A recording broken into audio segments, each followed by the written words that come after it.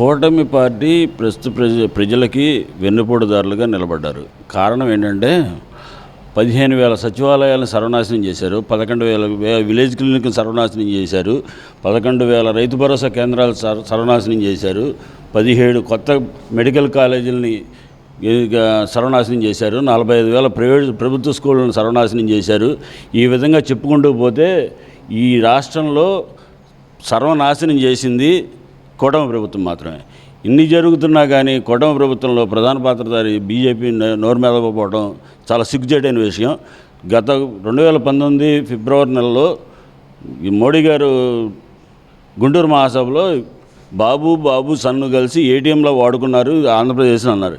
ఇవాళ ఆ ఏటీఎం డబ్బులు ఏమైనాయో చెప్పాలి, ఈ బీజేపీకి ఎంత ముట్టిందో కూడా చెప్పాలి.